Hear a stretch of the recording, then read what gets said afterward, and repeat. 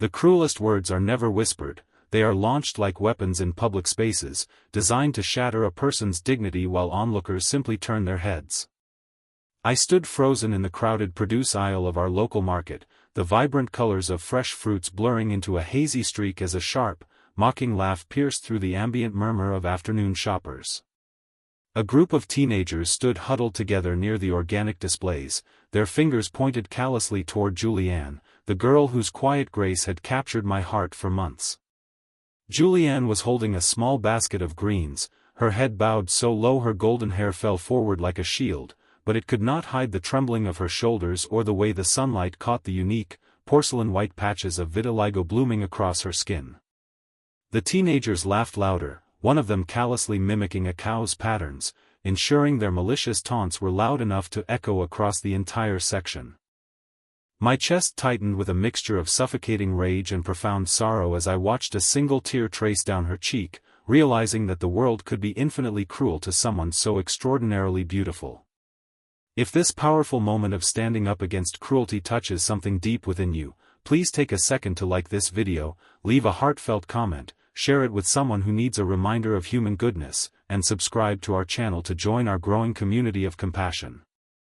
We believe in kindness, forgiveness, hope, and second chances, and by becoming a part of our family, you help spread light in a world that sometimes feels overwhelmingly dark.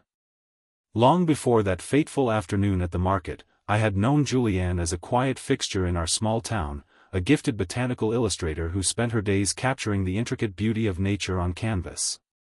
We had crossed paths at the local community center where she volunteered, and from the moment we first spoke, I was drawn to her brilliant mind, her gentle laugh, and the serene energy she brought into every room.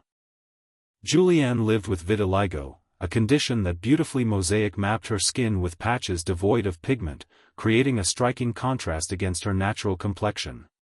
To me, it looked like art, a living testament to the rare and exquisite variations of human beauty, but Julianne carried the heavy burden of a lifetime of stares, whispered judgments, and cruel rejections. She had built a fortress around her heart, choosing a life of quiet isolation to protect herself from the unpredictable malice of strangers, yet whenever we shared a conversation about art or life, I could see the vibrant, longing soul hidden behind her cautious exterior. I had been searching for the right moment to tell her how deeply I cared for her, wanting nothing more than to prove that she was seen, cherished, and entirely worthy of love just as she was. The afternoon sun was streaming brightly through the high glass windows of the marketplace when I bumped into her unexpectedly, my heart skipping a beat as she offered me a hesitant but genuine smile.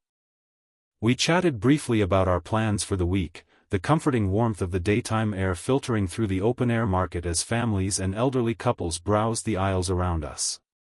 She moved down the aisle to pick up some vegetables for dinner, and I walked a few paces away to grab a cart, keeping her in my line of sight because just being near her made the day feel brighter. That was when the atmosphere shifted drastically as a group of 3 local high school students, loud and filled with the arrogant recklessness of youth, entered the produce section. They didn't see a person when they looked at Julianne, they saw a target for their thoughtless amusement, and within seconds, their hushed snickers escalated into blatant, cruel remarks about her skin.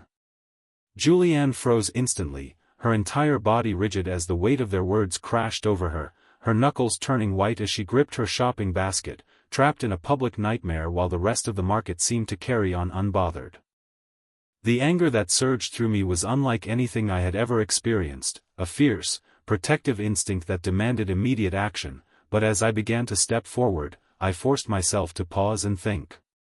Confronting shouting teenagers with more shouting rarely changes a heart, it only creates a spectacle and often leaves the victim feeling even more exposed and embarrassed. I looked at Julianne, whose eyes were locked on the floor, completely paralyzed by the humiliation, and then I looked at the teenagers, who were entirely amused by their own malice, recording a video on a smartphone as if her pain were nothing more than social media content. A profound sense of clarity washed over me, and instead of charging at them with fury, I walked directly over to the display of heavy melon crates right next to the teens. With a deliberate, forceful motion, I tipped my arm against a stacked display of large, rolling cantaloupes and oranges, sending dozens of fruits crashing to the floor, rolling wildly in every direction across the aisle and creating a massive, thunderous clatter that instantly silenced the entire market. The sudden, chaotic noise caused everyone to gasp, and the teenagers jumped back in surprise, their mocking laughter cutting off instantly as the fruit rolled past their shoes.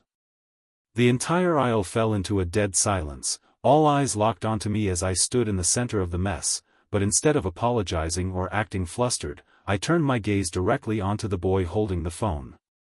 I looked at him not with anger, but with a deep, sorrowful disappointment that seemed to catch him completely off guard, stripping away his bravado in an instant.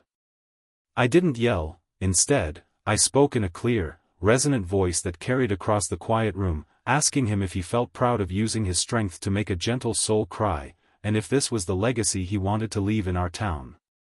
The boy's face flushed a deep crimson, his smartphone lowering slowly as the weight of the entire market's sudden attention shifted directly onto him and his friends, transforming them from amused tormentors into deeply embarrassed children. Before the teenagers could retreat or defend themselves, I knelt down on the floor and began gathering the scattered fruit, but I did not do it alone for long.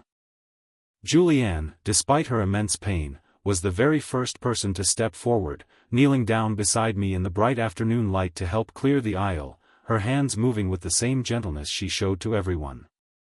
Seeing the girl they had just ruthlessly mocked showing such immediate, quiet grace completely broke something inside the teenagers. The sheer contrast between their cruelty and her innate goodness was undeniable.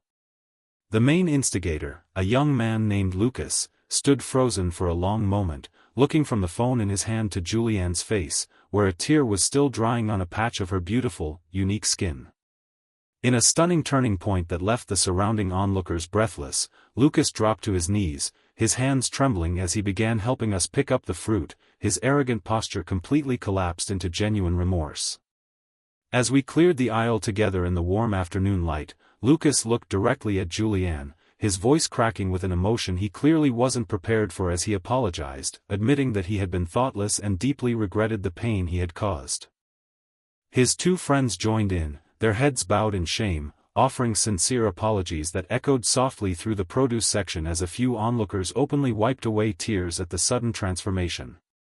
I watched Julianne close her eyes for a brief second, taking a deep, healing breath before she looked at Lucas and gently told him that she accepted his apology, choosing the path of profound forgiveness over resentment. The emotional release in the room was palpable, a powerful reminder that kindness has the unique ability to disarm hatred and rewrite a moment of darkness into a triumph of the human spirit. When the market finally settled back into its normal rhythm, I walked Julianne outside into the beautiful, sun-drenched afternoon, the gentle breeze carrying the scent of summer as we found a quiet bench near the park. I took her hands in mine, looking past the vulnerabilities she had tried so hard to hide, and I told her down to the depths of my soul how incredibly beautiful, strong, and deeply loved she was, not in spite of her skin, but including every single part of who she was.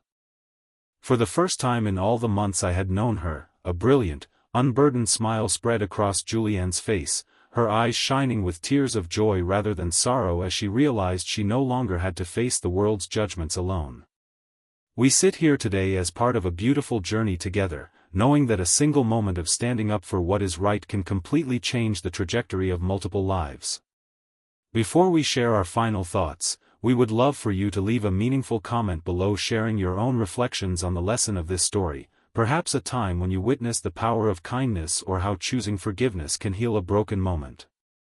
If this story touched your heart, please like this video, leave a meaningful comment, share it with someone who needs hope today, and subscribe to our channel so you never miss another emotional journey with our community.